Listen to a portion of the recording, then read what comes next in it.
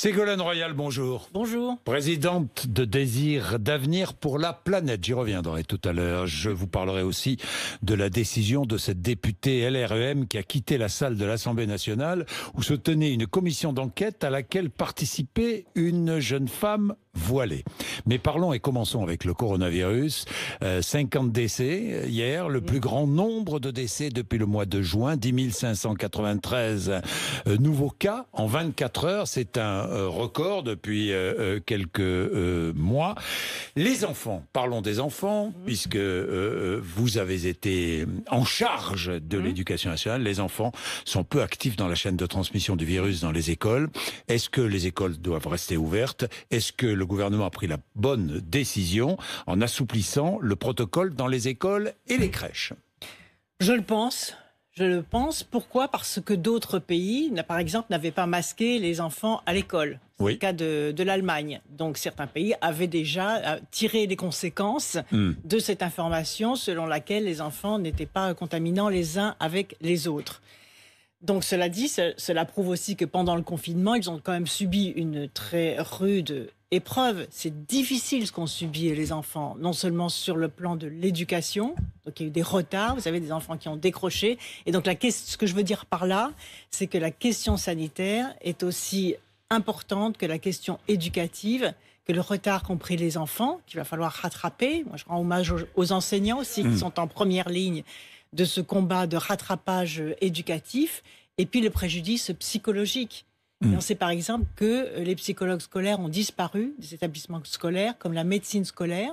Et je pense qu'une des grandes leçons qui doit être tirée de cette crise sanitaire qui n'est pas terminée, c'est de recréer des métiers si importants qui existaient autrefois à l'école et qui ont disparu. Ça pourrait être une belle décision gouvernementale de recréer les psychologues scolaires et les médecins scolaires pour accompagner, pour détecter, pour faire de la prévention et pour faire en sorte que tous les enfants qui ont subi un préjudice lourd lié à l'angoisse et à la peur puissent se remettre debout. Parce que quand on a peur, on ne peut pas bien apprendre. Ségolène Royal, le ministre de la Santé va faire le point toutes les semaines, une fois par semaine. Est-ce bien ? Parce que je vois ici ou là des voix se faire entendre et des voix nous dire mais c'est anxiogène, ces rendez-vous réguliers avec la population, c'est anxiogène. Écoutez, je trouve que le ton s'est amélioré pendant tout le confinement. J'ai vu ce que vous disiez, Vous avez vu, alors que vous aviez beaucoup critiqué. Absolument, mais moi je suis juste, vous savez, quand je dis les choses telles que je les vois, telles que je les sens, et c'est vrai que pendant toute la période du confinement et même après le confinement, cette comptabilité mortifère tous les matins du nombre de personnes contaminées, etc., c'était insupportable. C'était insupportable. Psychologiquement, c'est pas comme ça qu'on remet un peuple debout. Donc aujourd'hui, je constate, et je le dis, que le gouvernement a une parole beaucoup plus responsable. On est passé d'un système d'infantilisation, de déresponsabilisation des Français, de répression même, à un discours de responsabilité et un discours beaucoup plus mesuré.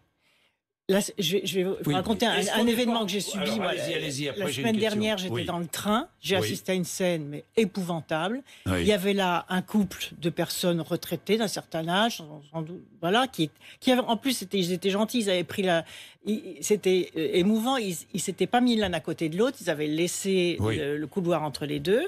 À un moment, la dame enlève son masque pour prendre son sandwich, etc. Un gars surgit du wagon, mais dans son dos, je ne sais pas comment, il a vu qu'elle avait momentanément enlevé son masque, s'est approché d'elle, mais c'était d'une violence verbale, en lui disant « remettez votre masque », etc., comme si c'était un enfant et comme si lui avait le droit Donc vous voyez, de donner des leçons, cette graine de dictateur qui sommeille en certains d'entre nous, s'est donné libre cours pendant toute cette période. BHL a écrit un livre très efficace sur ce sujet-là. Donc, je donne acte positivement au gouvernement aujourd'hui d'avoir changé le ton de sa parole, parce que c'est très important. Au moment où, en effet, la contamination s'accélère, c'est pas une surprise, puisqu'il y a eu les brassages des vacances. Si Marseille est touché ou si la Corse sont touchés, c'est parce qu'il y a eu le brassage des estivants. Aujourd'hui, ils reviennent. Donc, il y a une petite accélération qui risque de se prolonger en octobre-novembre. Donc, il faut que chacun soit effectivement très responsable. Justement, on a beaucoup parlé, on a beaucoup débattu autour du masque. Ça, c'était pour le début du printemps. Aujourd'hui, on débat autour des tests. Là aussi, quand on voit ces files interminables de Français qui ont envie d'être testés, qui mettent des heures avant d'être pris en charge par le laboratoire, qui attendent des jours avant d'obtenir les résultats, là encore, c'est de l'impréparation, non ? Oui. Ségolène Royal. Oui, c'est-à-dire qu'après la pagaille des masques, on a la pagaille des tests. Donc hier, ça a été recadré, puisqu'il y a une priorisation pour les tests. La vraie question, c'est de savoir pourquoi nous n'avons pas les tests salivaires. D'accord. Nous les aurons, nous dit-on, aujourd'hui. Pourquoi pourquoi ils ne sont pas venus plus tôt? La lenteur de l'administration. Je vous signale qu'ils sont déjà là aussi utilisés aux États-Unis ou dans d'autres pays. Je sais, mais vous connaissez bien l'administration française. Oui. Ça vient d'où? La lenteur de l'administration? Moi, je pense qu'il ne faut jamais incriminer l'administration. Parce que l'administration est sous l'autorité des politiques. Donc si l'administration est lente, c'est que les politiques ne sont pas réactifs. Et c'était vrai pour les masques. Rien n'empêchait à l'autorité politique, c'est-à-dire au ministre, de dire, écoutez, tous les Français, mettez des masques. Si vous n'en avez pas, s'il n'y en a pas dans le commerce, débrouillez-vous, vous mettez un foulard, vous mettez quelque chose. Il y aurait pu y avoir sortez vos machines à coudre, mobilisez les entreprises, etc. Et ne pas brûler surtout les masques périmés. Parce que le vrai scandale dans cette histoire, c'est que plusieurs centaines de millions de masques ont été brûlés parce que c'était marqué masques périmés. Ils sont périmés pour faire des opérations à l'hôpital. Mais comme le yaourt périmé. Mais ils ne sont pas périmés pour le mettre sur la bouche et sur son nez. Donc parfois, il y a un peu de bêtises quand même. Donc, c'est l'intelligence collective qui permet de surmonter la bêtise. Trop de strates de décision qui entraînent cette lenteur administrative. Je ne sais pas, moi, Ségolène Royal. Mais les strates de décision, au bout du compte... Je ne connais pas les arcanes du pouvoir, vous les connaissez mieux que moi. Ce sont les décideurs qui sont responsables. Moi, je n'ai jamais, en tant que ministre, incriminé mon administration. C'est le décideur qui est donc responsable. Si des décisions étaient mal calibrées, c'était de ma responsabilité puisque j'avais l'autorité sur mon administration. Donc c'est l'autorité politique dans ces modes de décision. Souvent, quand on décide tout seul, souvent on fait des erreurs. Donc quand la décision n'est pas suffisamment collective, elle n'est pas suffisamment éclairée. Donc il faut à la fois qu'elle soit rapide, éclairée, et en même temps qu'elle tienne compte de la diversité des opinions et qu'elle fasse une synthèse. J'ai envie de vous poser une question. Est-ce que le gouvernement est impuissant à gérer la crise sanitaire ? Est-ce que vous le sentez impuissant? Impuissant à mobiliser la société? C'est le fond du problème. Est-ce que vous sentez qu'il y a cette impuissance des politiques finalement, à mobiliser la société aujourd'hui? Je dirais pas impuissant, je dirais un peu mou, quoi. Mou, c'est-à-dire avec un manque de créativité, manque d'imagination. Vous savez, les gens, ils sont très débrouillards, il faut leur dire. Si vous arrivez à entraîner des citoyens et toute une population en leur disant voilà, c'est difficile, mais on va y arriver collectivement, voilà ce que vous pouvez faire. Et la question du masque, ça aurait pu faire l'objet même de chantiers de couture dans les quartiers, dans les écoles, dans les maisons, dans les entreprises. C'est désordonné depuis le début. C'est un peu cafouilleux, c'est un peu désordonné. Mais là... Honnêtement, il y a une amélioration. Donc, le passé, c'est le passé. Ce qui est important, c'est ce qui se passe aujourd'hui, c'est d'être constructif aujourd'hui. Et ce que je voudrais souligner surtout, c'est qu'aujourd'hui, enfin, les décisions sont nuancées. C'est-à-dire que vous avez dans l'annonce gouvernementale... En même temps, c'est le cas de le dire, un renforcement des contraintes dans certains territoires durement touchés, c'est-à-dire on est sorti enfin de cette espèce d'uniformisation qui nous a fait tous être confinés, ce qui n'était absolument pas nécessaire, c'est ça quand même qui était dramatique, c'est-à-dire il y a des confinements ciblés et limités, d'une part, il y a la réduction de la période d'isolement, donc on pourrait dire c'est bizarre, au moment où on réduit la période, au moment où le virus circule. Et bien justement, c'est malin. Ça veut dire qu'on est plus fin dans la décision. Il y a un renforcement des règles sanitaires et le fait que les enfants ne doivent... Enfin, un allègement sur l'école parce qu'on s'est rendu compte... Voilà, donc c'est fin. Donc c'est fin. Vous savez, les Français sont intelligents. Alors, je pousse le raisonnement jusqu'au bout. Est-ce qu'il faut dissoudre le Conseil scientifique? Franchement. Est-ce qu'il avait pris le pas un temps sur les politiques? Est-ce que tout n'appartient pas qu'aux politiques, finalement? Tout n'appartient pas aux politiques dès lors que les experts restent à leur place. Les experts doivent rester à leur place. Un temps, ils ne sont pas restés à leur place. Parce qu'ils faisaient des déclarations d'abord contradictoires. Une fois, c'était les masques sont inutiles. Ensuite, c'était les masques partout, etc. Donc, peut-être était-il aussi sous pression et forcé aussi de reconnaître à leur décharge que tout le monde a un peu navigué à vue. Dans ce processus. Même si certains pays ont quand même été mieux gérés que d'autres, peut-être parce qu'avec plus de bon sens et de simplicité. Vous voyez oui, et plus de régionalisation de la décision. Plus de régionalisation de la décision. Par exemple. De bon sens et de simplicité, oui. Le vaccin, parlons du vaccin. Il y a un point que je voulais soulever avec vous. Les pays les plus riches ont préacheté la moitié des futures doses de vaccins contre le coronavirus. C'est un rapport de l'ONG Oxfam qui vient d'être rendu. Ces pays ne représentent que 13% de la population mondiale. Ça veut dire quoi? Ça veut dire que l'accès au vaccin dépend de l'endroit où l'on vit et de la richesse du pays dans lequel on habite. N'est-ce pas insupportable? Si, c'est insupportable et il y a une solution à ça. Et il y a le Conseil de sécurité de l'ONU qui s'occupe des conflits dans le monde. Eh bien, moi, je pense que la crise sanitaire, c'est comme une guerre. Et donc, ce qui permet de résoudre et d'apporter du bienfait à la population doit être considéré comme un bien commun humanitaire. Donc, moi, je souhaiterais que le Conseil de sécurité de l'ONU se réunisse et puisse dire, eh bien non, le vaccin, c'est un bien commun de l'humanité. Et tout le monde devra y avoir accès. Et on va joindre nos efforts, parce qu'il y a un deuxième scandale, c'est la concurrence, c'est la compétition. C'est-à-dire, c'est la course au profit par rapport au vaccin. Et puis, c'est parfois le ralentissement, justement, des processus de découverte et de mise au point, parce qu'il y a des compétitions. Et donc, il y a aussi des économies sur les coûts de production, alors qu'il devrait y avoir un intérêt général, un intérêt humanitaire commun. Et l'Europe pourrait commencer par donner l'exemple. Oui, ça serait une belle décision européenne que de dire il n'y aura pas de course à la compétition ou à l'argent par rapport à la mise sur le marché du vaccin. Ségolène Royal, hier à l'Assemblée nationale, commission d'enquête parlementaire sur les effets de la crise du Covid-19 sur les enfants et la jeunesse, la représentante de l'UNEF est arrivée voilée. Elle porte le hijab, le voile, donc au sein de l'Assemblée nationale. La députée LREM Anne-Christine Lang se lève et quitte la salle. Elle quitte la salle, bientôt suivie par plusieurs élus républicains. Le hijab est une marque de soumission, dit-elle. Vous auriez quitté la salle? Je crois, oui. Oui. Mais la vraie question... La loi permet. C'est vrai, vous avez raison. La loi permet, à cette jeune femme de porter son voile. La loi permet, c'est pas clair. Disons que le règlement de l'Assemblée nationale n'a pas prévu ce cas. Oui, parce que c'était imprévisible. Mais vous auriez quitté la salle. Le plus étonnant, c'est pourquoi est-ce qu'elle a pu rentrer sans que l'alerte soit donnée et qu'il y ait une discussion avec elle. Bon, même si je pense que c'est du militantisme de sa part.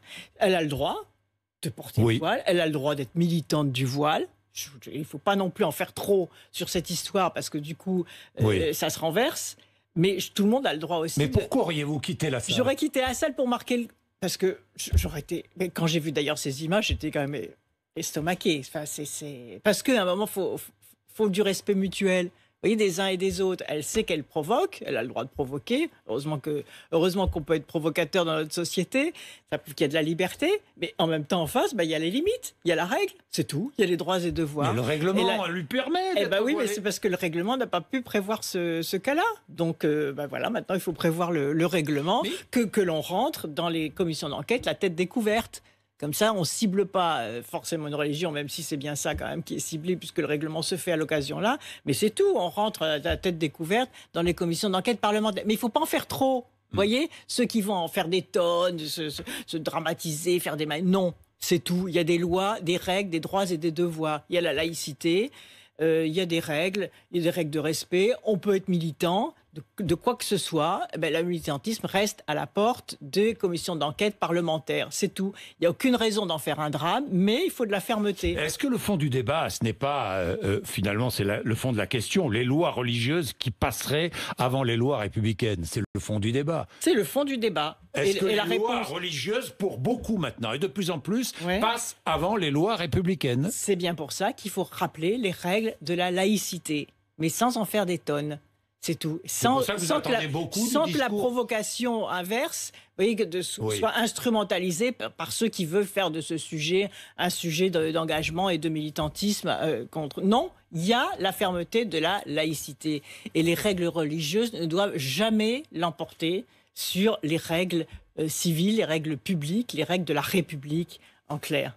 Et plus on sera ferme, je vais vous dire, plus on sera ferme sur ce sujet-là, moins il y aura de polémique, et plus on pourra passer à autre chose, en particulier la crise sociale et économique qui nous tenaille. De l'usine Bridgestone, de Béthune, la crise sociale va-t-elle être, selon vous, terrible en France? Crise sociale conjuguée à une crise économique, évidemment. Mais... Je pense que la crise va être très dure, mais qu'il y a une marge de manœuvre pour l'atténuer.